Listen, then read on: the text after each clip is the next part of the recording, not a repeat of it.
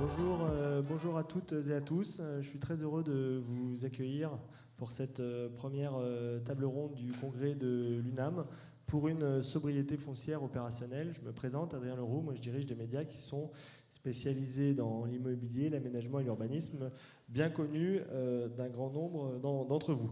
L'ambition de cette table ronde consiste à essayer de trouver des solutions concrètes pour répondre aux défis du foncier actuel et futur, et peut-être de prendre un peu de hauteur sur les nombreux débats autour du ZAN. Pour débattre ce matin, j'ai le plaisir d'accueillir à mes côtés monsieur le sénateur Cambier.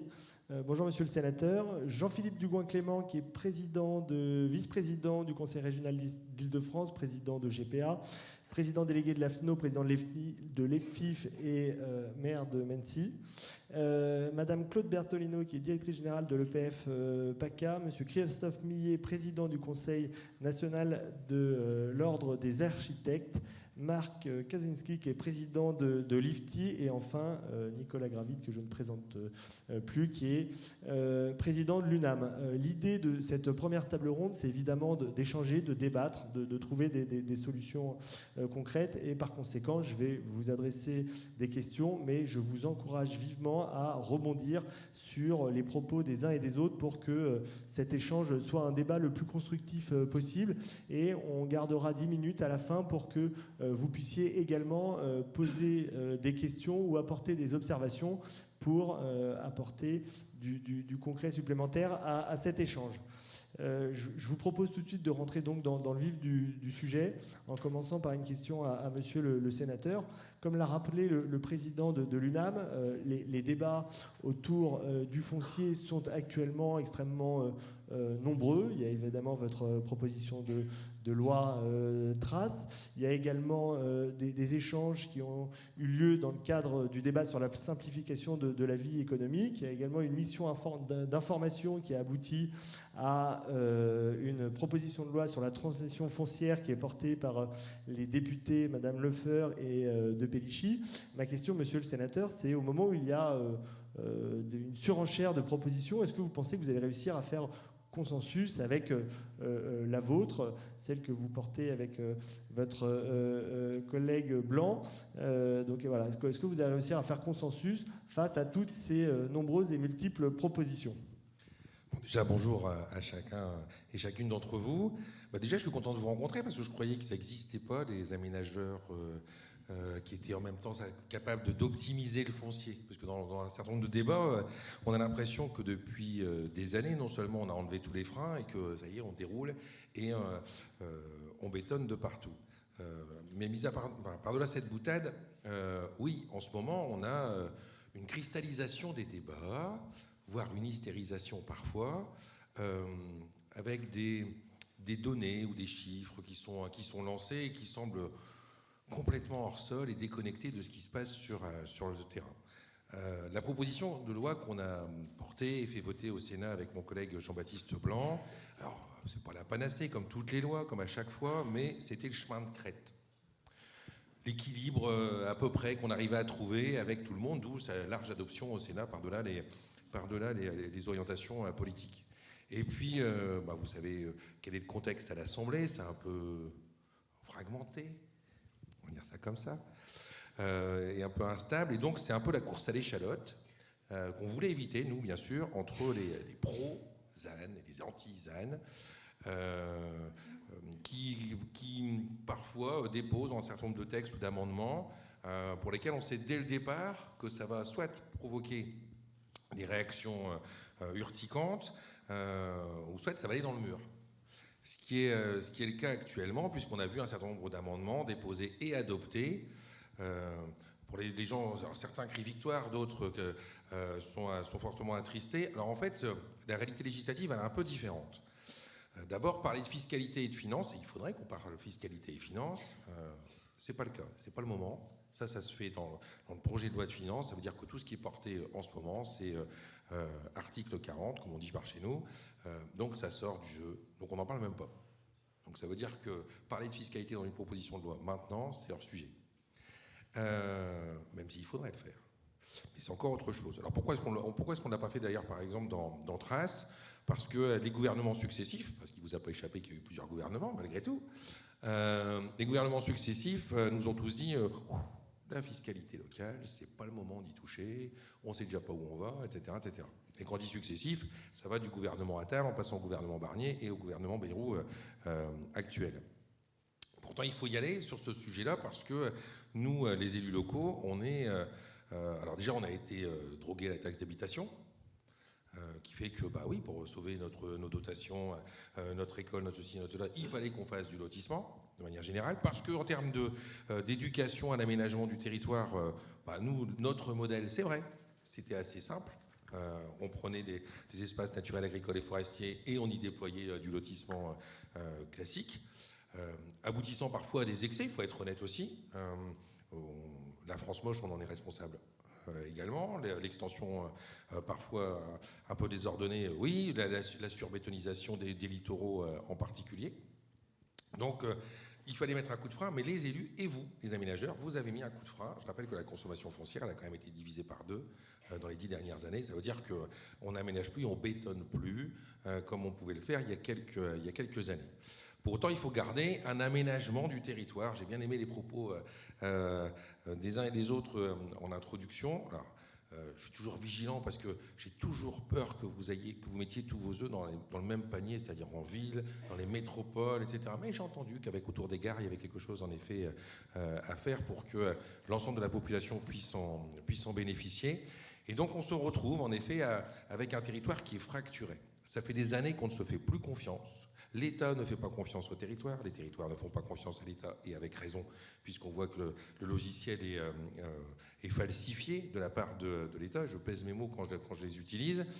Entre territoires, on ne se fait pas confiance non plus, puisque du coup, à chaque fois qu'il y en a un qui se développe, l'autre le regarde en disant pourquoi lui il a le droit et pas moi.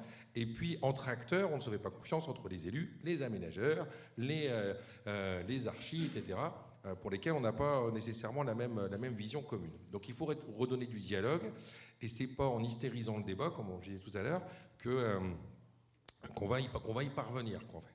Donc il est urgent de reprendre la raison et de poursuivre et de finaliser ce chemin-là. J'ai pas encore répondu à votre question, vous allez me dire qu'est-ce qui parle.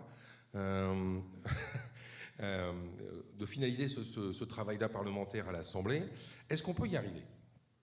Dans un sens, moi je suis toujours un optimiste. À toute chose, malheur est bon. Le fait que tout le monde dit tout et n'importe quoi, ça montre que si on laisse, on lâche les chevaux les uns et les autres, on va aller dans le mur, en fait, d'un côté comme de l'autre.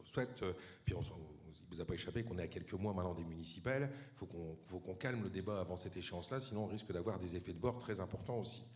Donc il faut surtout redonner de l'espace au dialogue. Pour ça, il faut que le gouvernement s'en saisisse.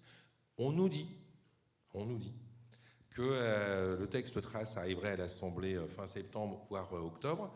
Encore faut-il qu'il aille vite, même si on est en procédure accélérée, puisque je vous dis qu'il faut régler ça très vite avant les élections municipales. Et donc la CMP, la commission mixte paritaire, dans la foulée.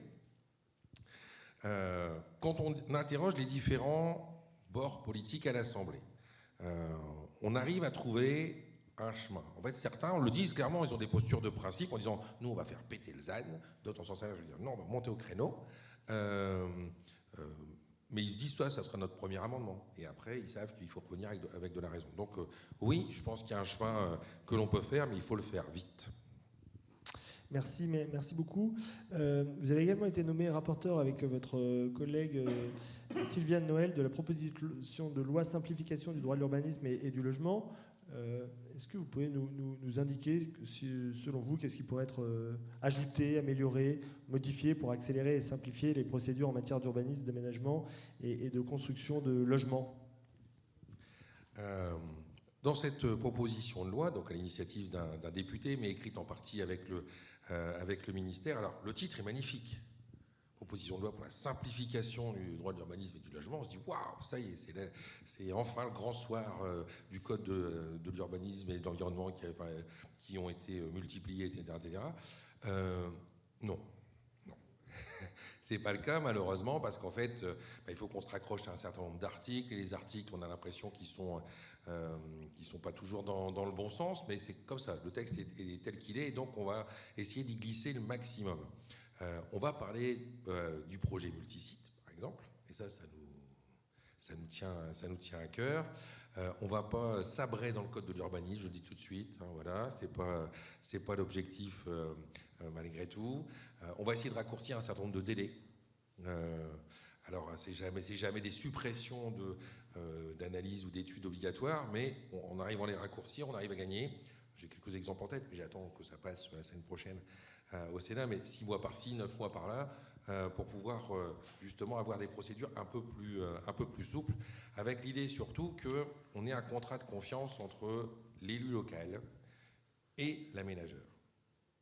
Parce que c'est différent justement quand on est en centre-ville que lorsqu'on est en pleine campagne, lorsqu'on a des aménités comme les gares dont vous parliez, etc.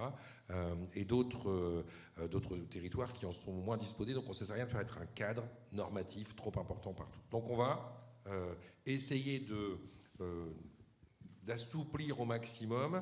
On a une part sanction aussi qu'on va essayer de durcir par contre pour qu'elle soit plus efficace, mais avec l'idée d'être le plus pragmatique possible. Ce ne sera pas, je le répète, l'alpha et l'oméga de la simplification. C'est un texte qui a vu le jour assez vite. On va le pousser au maximum. On reviendra très probablement à l'automne avec un texte plus posé, plus ordonné. Si tant est, bien sûr, qu'au d'ici l'automne, toute la situation politique se soit clarifiée, bien évidemment. Merci beaucoup, monsieur le sénateur. Jean-Philippe Dugoin-Clément, je vous laisse évidemment l'opportunité de répondre aux propos de monsieur le sénateur, mais après une concertation avec l'ensemble des acteurs du territoire pour réaliser le schéma directeur environnemental, le fameux SDRIF-E, quelles sont finalement vos préconisations pour simplifier la vie des acteurs de l'aménagement pour que les projets sortent et soient le plus vertueux possible? Bien, peut-être déjà une remarque liminaire avant de venir sur la réponse à votre question. On est passé d'un excès à un autre. On est un pays d'excès. Les 7 ou 8 dernières années, on a vécu un excès de politique environnementale qui se sont fait au détriment de la capacité du corps social à l'accepter. Ça a été la volonté de quasiment sortir du nucléaire. Ça a été l'ensemble des lois issues de la Convention citoyenne et de la loi 3C de 2021, posant sans étude d'impact, de manière extrêmement imparfaite, des principes, mais des principes fondateurs comme le ZAN, les ZFE, etc. Le ZAN, on a été amené à le porter, à le faire en Île-de-France, je reviendrai dessus, mais la réalité, c'est que tout le monde sait que le ZAN, dans sa version de 2021, était imparfait. Il y a eu une loi de 2023 qui a déjà modifié, une circulaire Béchu, et donc on a un besoin d'adaptation. Et là, on est passé, avec l'immense chance pour ce pays de compter 150 députés d'extrême droite et d'être dans une grande mouvance trumpiste mondiale, à une sorte d'éco-bashing systématique. On vient, sur un cavalier législatif, de supprimer purement et simplement les ZFE, pas de les adapter, les supprimer. C'est-à-dire qu'on réintroduit des véhicules catégorisés 4 et 5, alors même qu'il y a un minimum de 50 000 morts par an chaque année dans ce pays du fait de la pollution de l'air, qu'en Île-de-France, c'est 7 000 enfants qui sont malades de bronchiolite du fait de la pollution de l'air. On a potentiellement le risque sur le ZAN de faire la même chose. On vient de vivre des épisodes d'inondation absolument catastrophiques en Ille-et-Vilaine, dans le Pas-de-Calais. On mesure semaine après semaine, mois après mois, les effets du dérèglement climatique. Et on a aujourd'hui une France et des parlementaires d'extrême droite qui, à chaque recul sur ce sujet, ne souhaitent pas d'adaptation, mais souhaitent une suppression. Moi, je vous invite à prendre les blocs d'extrême droite, les réseaux sociaux des députés du Rassemblement national, pour prendre par exemple le Cavalier, encore un qui a été adopté il y a 8 jours, qui vient torpiller littéralement le ZAN. On n'est plus sur de l'adaptation, on est sur de la destruction dans le cadre du projet de loi de simplification, pour bien mesurer qui est à la manœuvre là-dessus. Et donc tout le sujet qui se pose aujourd'hui pour nous, mais qui est un petit peu en marge du débat de ce congrès sur la sobriété et l'adaptation de nos outils, c'est est-ce qu'on adapte un dispositif pour le faire tourner, ou est-ce qu'on va à rebours de l'histoire et qu'on est comptable devant les personnes qui voient leurs biens détruits, accident naturel après accident naturel, de ce que nous aurons nous-mêmes autorisé. Pour moi, le sujet de fond, il est là. Après, sur la question francilienne, l'Île-de-France est une région entre guillemets hors norme. Depuis 40 ans, on a un urbanisme qui est normé par l'État et la région au niveau régional, avec une territorialisation urbaine. C'est la seule région qui, en 40 ans, a divisé par 4 ses extensions urbaines, là où sur les 40 dernières années, globalement, les extensions urbaines ont poussé plus vite que la population, avec une moyenne de 24 000 hectares. Il y a eu un phénomène de ralentissement sur la dernière décennie, mais sur 40 ans, hormis l'Île-de-France, on assiste plutôt à des phénomènes d'extension urbaine. Ce SDRIF, on l'a porté en Île-de-France, on a réalisé le zéro artificialisation nette, on l'a fait en lien avec les pouvoirs économiques, avec les chambres consulaires, avec les collectivités. Le document a été validé par le Conseil d'État, et donc oui, c'est quelque chose qui est faisable. Et je vais rebondir sur votre propos qui revient un peu sur la question, mais finalement, quand on voit le contexte politique actuel, quand on voit à quel point on fait machine arrière à peu près sur tout, on peut aller jusqu'au DPE, il y a une mission d'information qui est confiée sur la RE 2020, 28, 31. Bref, on voit qu'il y a une tendance effectivement à faire machine arrière.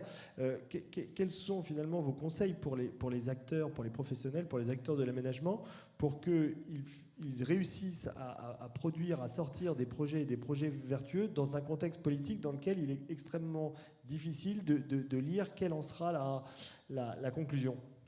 En fait, c'est de faire ce qui est rationnel et bon. Le contexte politique, l'attente politique, l'attente de l'opinion, elle est totalement versatile.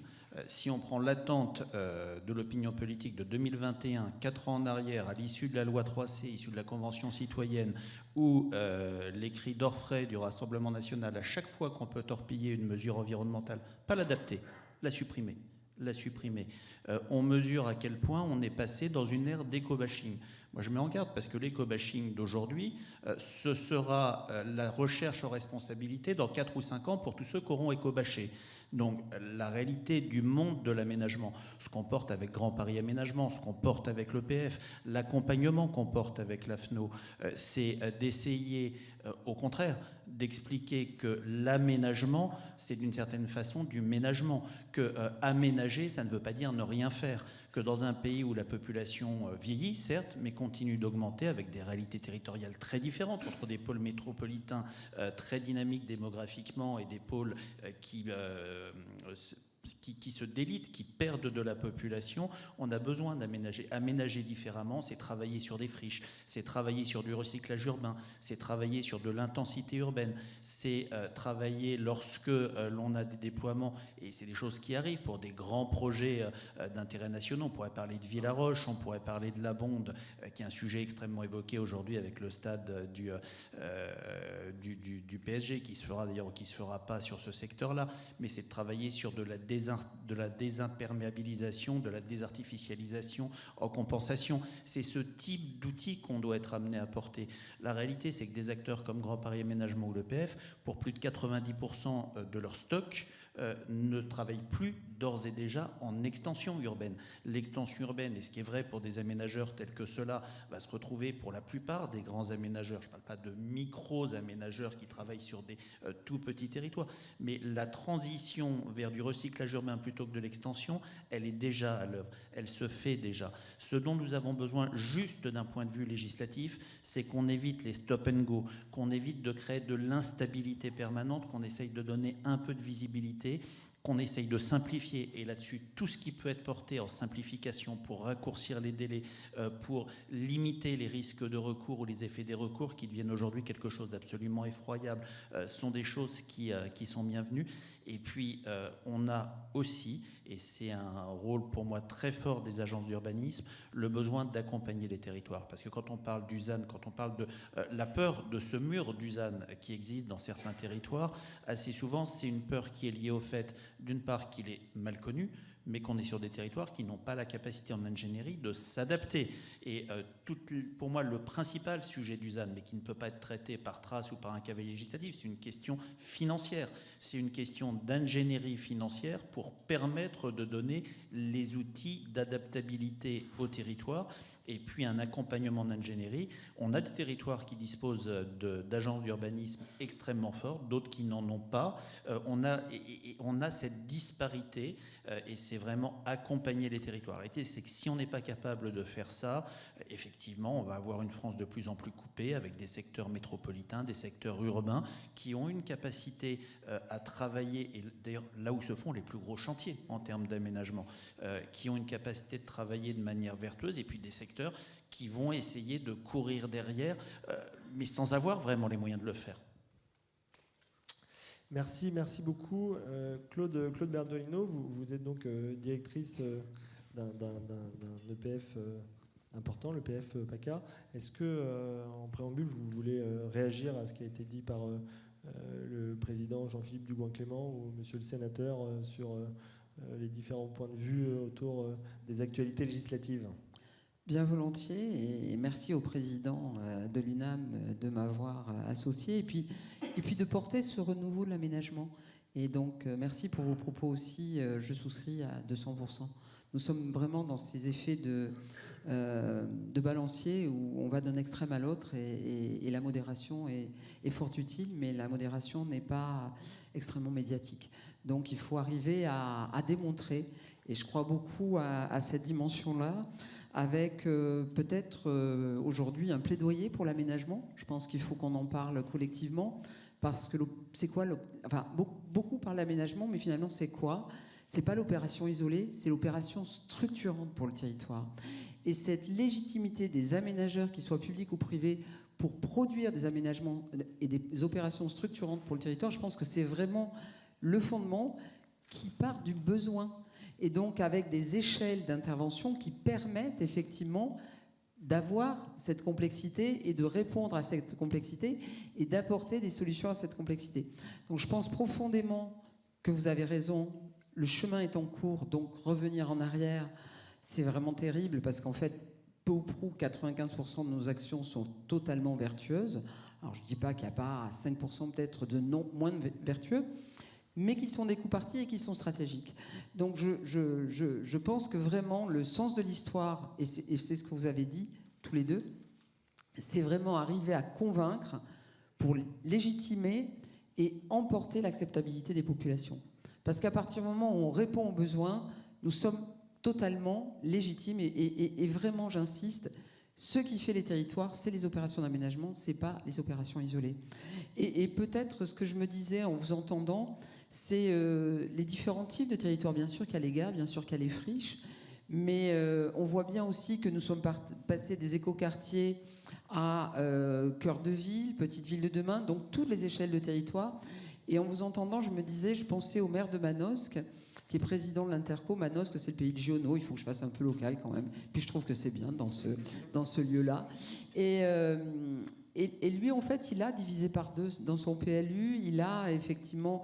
Et il se représente et il se légitime et il valorise son territoire comme l'interland de la métropole Aix-Marseille-Provence.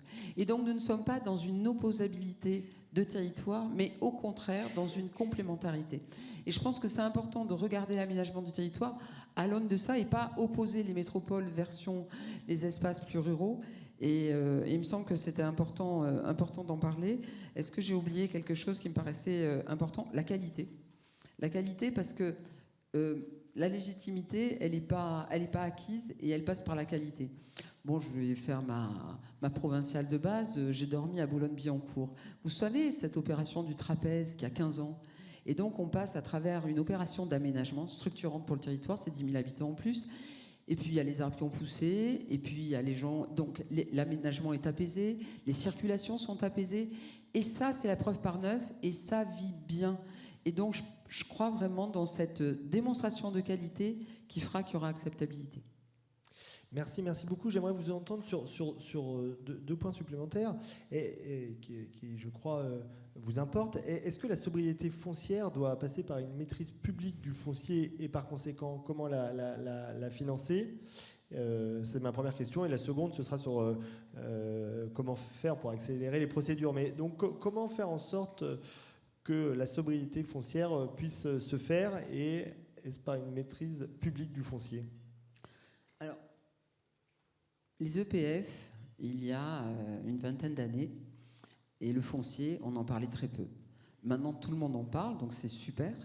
Et on voudrait faire de la maîtrise foncière publique partout, et ça, c'est pas possible. Donc, fort heureusement, je pense que la sobriété ne passe pas par une obligation de maîtrise foncière publique. Par contre, il y a, ce que vous avez dit, monsieur le sénateur, c'est vraiment ce rapport de confiance, cette co-construction, comment sur les territoires, le public et le privé travaillent ensemble pour la réalisation de projets dans l'intérêt général du territoire. Et c'est vraiment, et là, je pense qu'on peut tous se rencontrer, et il me semble que c'est ce vers quoi il faut tendre. Après, et je me suis dit qu'il fallait qu'aussi je réfléchisse à ce qui se développe. Je sais que Grand Paris Aménagement est dans la salle, et notamment il y a les baux amphithéotiques. Donc on revient quelque part sur des bails à construction, on revient sur un foncier à durée déterminée, ou à l'inverse des portages long terme, et comment finalement du foncier public ou de la maîtrise publique foncière en recyclage foncier, avec des modèles économiques plus complexes, plus adaptés à nos marchés, mais je pense qu'en fait nous sommes dans un moment particulier, vous l'avez évoqué, où l'ensemble des réponses apportent des pierres à l'édifice, et peut-être que ce qui marche ici marchera là. Par exemple, la transformation de bureaux en logement actuellement, c'est très francilien. J'en ai parlé régulièrement avec Alain Héchet, et je pense que ça ne correspondra pas à tous les territoires. Et donc peut-être trouvons ensemble les voies et moyens pour y arriver. Et je me disais aussi, avant l'étalement, c'était pas cher et c'était rapide. Vous me démontrez maintenant que c'est pas cher et rapide. C'est aussi long qu'une opération en recyclage foncier. Et pas cher, ça a toujours été une contestation, parce que qu'est-ce qu'on compte dans les coûts globaux? Donc peut-être rapidement accompagner les collectivités, que les collectivités accompagnent aussi les acteurs publics et privés, la planification, la programmation, travailler sur l'amont, vraisemblablement beaucoup plus sur l'amont, sur la connaissance, et les friches, on en parlera tout à l'heure, nous ont permis, à travers on en parlera peut-être, le retour d'expérience, de savoir un petit peu mieux calibrer ça. Et puis parlons des prix. Parce qu'en fait, si on veut faire de la sobriété foncière, en considérant que les prix du foncier sont en permanence en augmentation, et que le propriétaire qui n'a rien fait pour s'enrichir sans cause est toujours celui qui ne doit pas être critiqué, je suis désolée, ça ne peut pas marcher.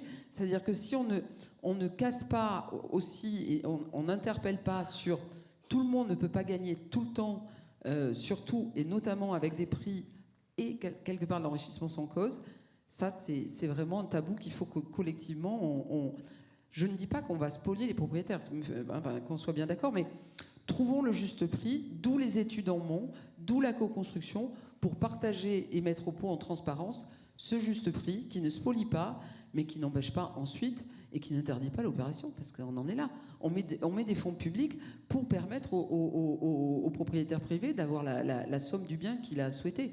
C'est quand même une aberration, enfin, excusez-moi. Mais non, merci, super. C'est ça.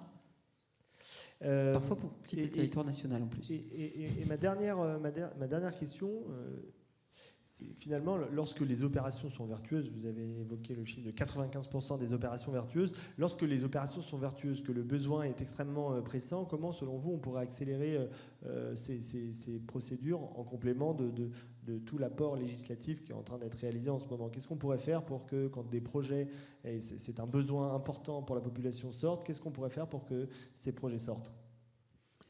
Moi, il me semble qu'il faut identifier, et il y a un certain nombre de documents qui l'évoquent, le SDRIFE, l'ISRADET en province, la planification avec l'identification des besoins des territoires, des réponses aux projets et des lieux stratégiques. Sur ces lieux stratégiques, mettons les faits autour du berceau et pas les sourcières.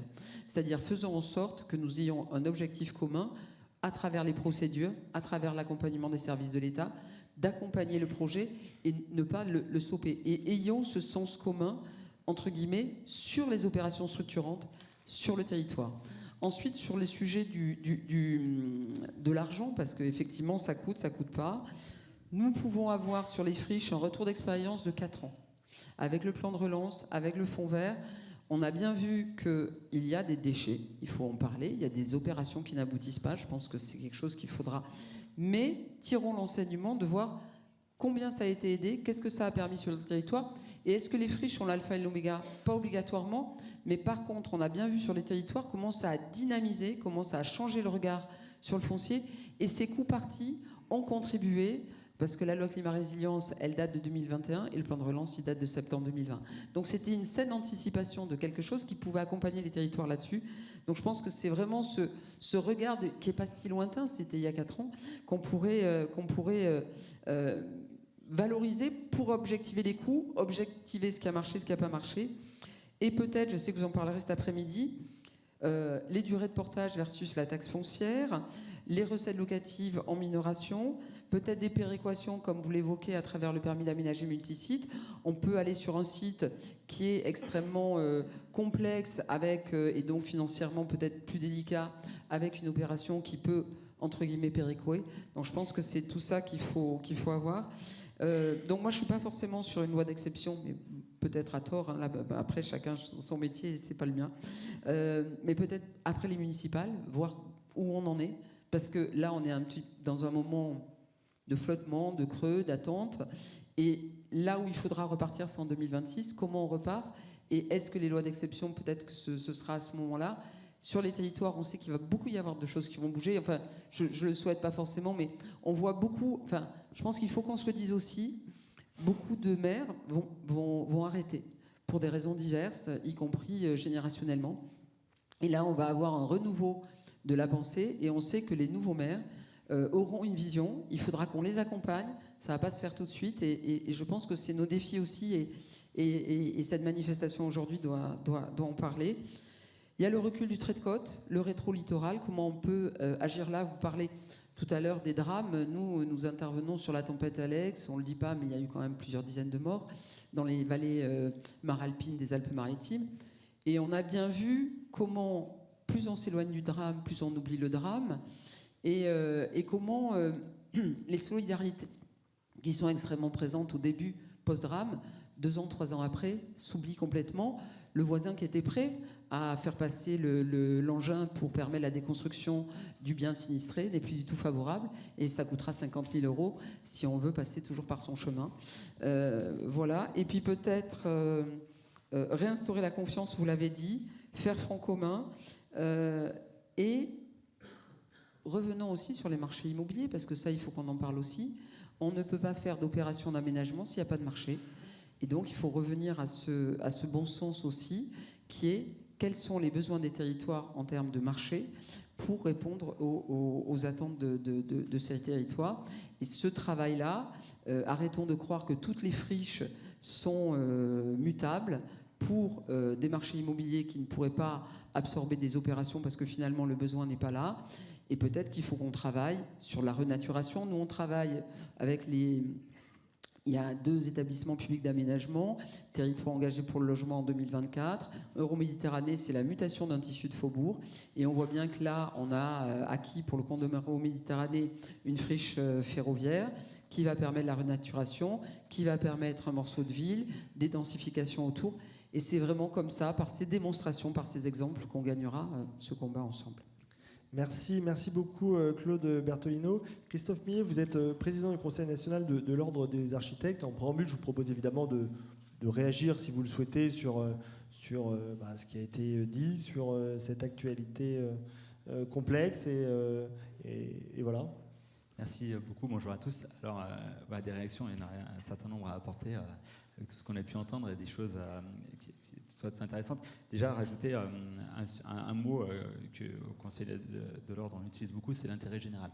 C'est-à-dire qu'aujourd'hui, on est tous autour de la table en train de se poser la question de l'aménagement, et l'aménagement, quel qu'il soit, s'il ne tourne pas autour de l'intérêt général, on n'aura pas intérêt à avancer dans ces questions-là. La deuxième chose, c'est on a parlé beaucoup de l'alternance politique. Effectivement, entre 2021 et 2024, cette question, cette appréhension de la population vis-à-vis de notre environnement, du cadre bâti, qui évolue très vite et qui se retrouve dans les élections et dans les urnes. J'ai envie d'y opposer quelque chose, c'est la stabilité des territoires vis-à-vis des compétences et des acteurs du territoire. Puisque sur les territoires, aujourd'hui, il y a, alors, entre autres pour les architectes, je représente 30 000 architectes, qui eux n'ont pas d'alternance politique, c'est-à-dire qui sont formés à la sobriété foncière. On a des aménageurs, on a des urbanistes, des paysagistes, qui eux s'inscrivent dans un temps qui est beaucoup plus long que celui de l'alternance politique, puisqu'ils sont sur les territoires, ils sont encore sur les territoires, et ils apportent l'ingénierie locale dont vous parlez, M. Duvien-Clément, qui est extrêmement présent au-delà même de l'ingénierie publique. C'est-à-dire qu'il y a déjà un certain nombre d'acteurs qui sont mais déjà prêts à répondre à toutes ces questions-là. La question de la notion, on va dire, de l'aménagement, du ménagement, de l'architecture, elle ne prend pas corps au moment où on apporte la pelleteuse, au moment où on construit un bâtiment. Elle prend corps au moment où les intentions politiques se forment, c'est-à-dire au moment où les écritures des programmes politiques se font. Et là, il y a des choses à mettre en place. On en a parlé tout à l'heure, mais il y a des financements aussi à trouver, mais un diagnostic de territoire, apprendre à un élu à lire son territoire, apprendre à un élu à comprendre sa stratégie foncière, et notamment autour du foncier invisible dont on parle. C'est cette notion de foncier invisible qui est extrêmement intéressante, parce que c'est un foncier qui n'est pas beaucoup disputé, qui n'est pas beaucoup concurrencé, puisqu'il est naturellement ce qu'on appelle invisible, et donc dont les prix sont pas les mêmes, puisqu'on se bat moins pour les aménager, ils sont aussi plus difficiles à aménager. La question de l'activité économique, la question du rapport à l'habitat. L'habitat, pas dans le sens logement, mais dans l'habitat, la façon dont on habite et dont on interagit autour des loisirs, autour du travail, autour de la consommation et autour de l'agriculture et autour de la culture.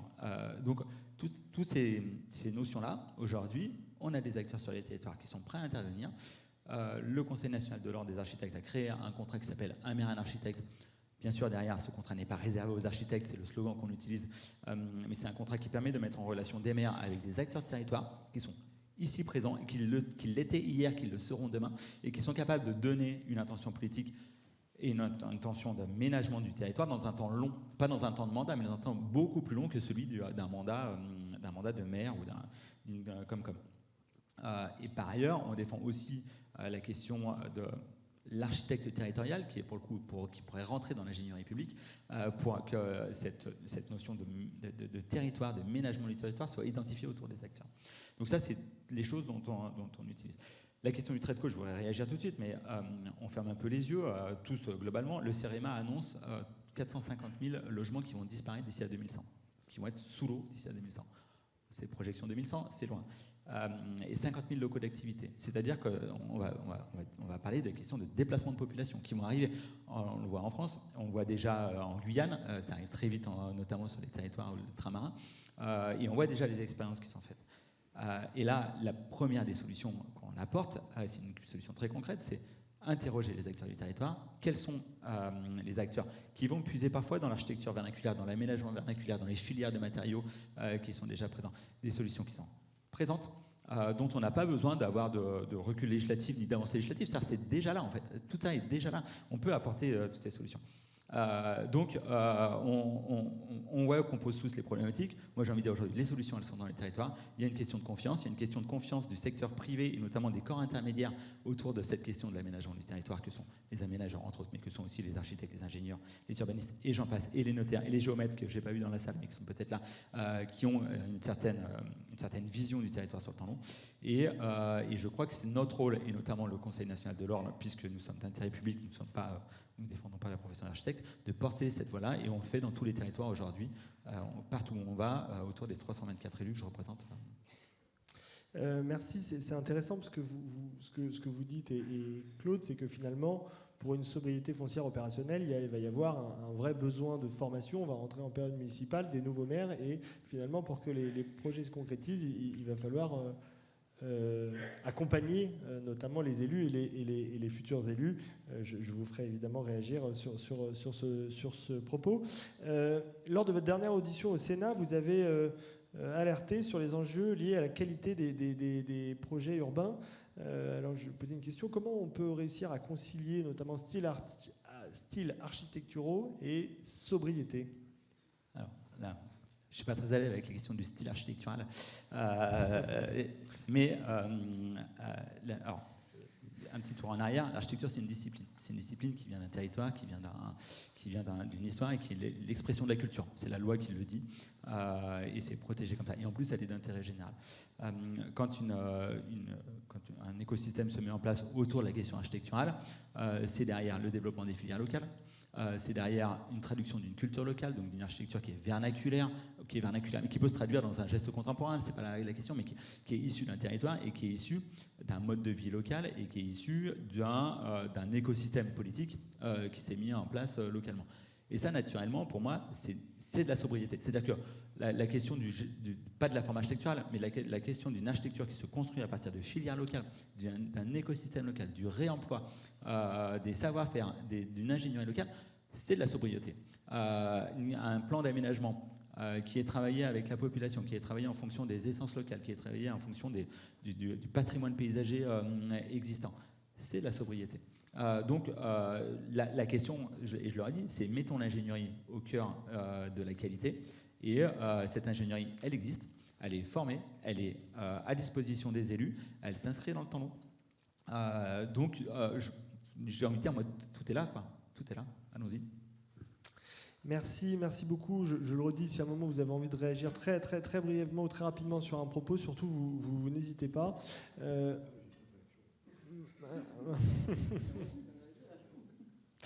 Vous n'hésitez pas, mais sinon, de toute façon, on aura encore le plaisir de faire un tour de table. Marc Kaczynski, vous êtes président de l'IFTI, le laboratoire d'initiatives foncières et territoriales innovantes. De façon identique, si vous souhaitez réagir sur des propos qui ont été dits tenus ou avoir une observation, je vous invite évidemment à le faire avant de vous poser quelques questions spécifiques. Alors, je réagis en me disant... Qu'est-ce qu'on a eu comme bonne idée en 2017 à créer l'IFTI autour d'une approche du foncier qui n'était pas quelque chose de réservé à des spécialistes ou des juristes ou des économistes ou des architectes urbanistes, etc., mais bien une question sociétale. Dans nos statuts déposés, c'est effectivement, on approche le foncier comme une question sociétale, donc transversale, dans toutes ces dimensions. L'agriculture nous intéresse autant que l'environnement, autant que l'aménagement, autant que le patrimoine ancien, etc. Avec ce qui s'est développé depuis, avec le réchauffement climatique, les impacts effectivement sur la biodiversité, sur le fonctionnement urbain, le fonctionnement des territoires en général, de ces nouveaux éléments à prendre en compte. Et donc, aujourd'hui, après 8 ans d'existence, d'activité, de développement de projets, de démarches, nous constatons, et le partenariat que nous avons noué avec l'UNAM en est une concrétisation aussi, que le sujet, et Claude le disait, qui était souterrain, entre guillemets, il y a 20 ans, est un sujet qui est revenu sur le devant de la scène. Et c'est fort heureux. Parce que, à mon avis, cette question du foncier, elle est au cœur de plein de questions sociétales, voire même de ce que l'on est en train de devenir. Voilà. Donc, je me réjouis de ces échanges. Je partage déjà pas mal des propos qui ont été tenus. Je dirais en particulier que dans sobriété opérationnelle, ce que j'aime bien, c'est le fait d'associer sobriété à opérationnel. Bon, vous me direz, on est à l'UNAM, donc l'opérationnel, c'est quelque chose qui intéresse tout le monde ici. Mais je pense que c'est la clé par laquelle il faut reprendre ce sujet-là. Opérationnel, principe de réalité. Et ça nous renvoie vers un des axes que le LIFTI porte depuis sa création. Alors, bien sûr, il y a le rapport entre le public et le privé. Les frontières se déplacent, les frontières disparaissent ou se réorganisent, et notamment dans la profession des aménageurs. Et ensuite, il y a le rapport centre-périphérie, c'est-à-dire l'État, le législateur et les territoires. Ils reçoivent le ZAN, alléluia. Mais le problème, c'est comment on traduit, et pas seulement en termes de démarche, mais en termes de projet. Et du coup, ce qui me paraît au cœur de la discussion, c'est le rapport entre la capacité des collectivités territoriales et des acteurs privés, voire des propriétaires privés de grands ténements, etc., à porter, se définir des stratégies et les porteurs de projets à venir s'inscrire dans ces stratégies, parce qu'un projet bien porté, il est, comment dire, dans sa conception, il faut que ça soit un bon projet, avec les bons acteurs, j'allais dire, les bons contenus, les bonnes perspectives, et en même temps, il faut qu'il y ait un accueil, un environnement qui puisse l'accueillir de façon favorable. Un bon projet ne se développe pas si l'accueil est hostile, si l'environnement du projet est hostile. Et donc, il ne peut prospérer, c'est comme une petite plante, il ne peut prospérer que si l'environnement dans lequel il atterrit le favorise, trouve qu'il est intéressant que ce projet se développe. Voilà. Et donc, c'est cette rencontre entre temps long, temps court, enfin, le temps du projet, le temps de la stratégie, et le projet en tant que moment et territoire délimité, et une stratégie territoriale beaucoup plus vaste, et un projet politique beaucoup plus vaste. Merci. Vous l'avez commencé à l'évoquer, mais nous, on a le plaisir de bien connaître l'IFTI, on a le plaisir de bien connaître l'UNAM. Quels sont les objectifs de ce partenariat et pourquoi est-il stratégique ? Alors, il est stratégique parce qu'en déplaçant le gisement de l'aménagement, en disant non, c'est plus sur la périphérie des villes, périphérie qui peut être bien organisée, bien sûr. Je ne parle pas de la périurbanisation en tant que telle. Et en déplaçant ce sujet de la périphérie des agglomérations ou des villes, petites ou moyennes, je note aussi, vers l'anthropisé, on va dire vers l'espace anthropisé, on change la nature du gisement. Et donc, tout l'objet de l'aménagement se déplace. Et du coup, la structure qui va avec, construite à partir de la LOF de 1968 jusqu'à nos jours, elle est remise en cause. Et il y a, comme dans j'allais dire, toute mutation, il y a les organismes qui disparaissent, les organismes qui s'adaptent. Et les enjeux, pour moi, pour les aménageurs, c'est s'adapter. C'est passer de la capacité à bien faire de l'aménagement sur du terrain agricole à bien faire de l'aménagement sur des terrains anthropisés, qui peuvent être pollués, occupés, avec des contraintes aussi de l'environnement social et urbain dans lesquels ils sont inscrits. Et donc ça introduit toute une gamme de nouveaux métiers, de nouveaux comportements, de nouvelles façons de se comporter qui n'étaient pas celles qui existaient auparavant, ou moins. Merci, merci infiniment. Cher Nicolas, vous êtes président de l'UNAM. Tout d'abord, je réitère les remerciements. Merci pour l'organisation de ce congrès national et de nous avoir conviés à assister à des débats aussi riches et passionnants. Moi, je vous propose dans un premier temps peut-être de réagir sur ce qui a été dit, ce que vous partagez ou ce que vous encouragez, avant de vous poser quelques questions spécifiques et ensuite d'essayer de vous donner la parole à vous. Donc je vous invite en attendant et en écoutant le président à penser à vos questions et ou observations. Merci, et merci à vous tous effectivement pour ces prises de parole. Je veux dire, je vais souscrire à 99% à tout ce que vous avez déjà dit, parce que vous tous réunis, vous avez bien résumé ce que c'est qu'un aménageur et le travail qu'il doit faire. Donc effectivement, le foncier, pourquoi le partenariat l'IFTI-UNAM, le foncier c'est notre matière première, donc c'est pas compliqué, il n'y a pas de foncier, normalement a priori il n'y a pas d'opération d'aménagement. Vous, effectivement, vous représentez les architectes, urbanistes, paysagistes, j'élargis un peu votre périmètre. Si vous n'êtes pas là pour nous aider à concevoir les projets, donc à convaincre, on n'y arrivera pas.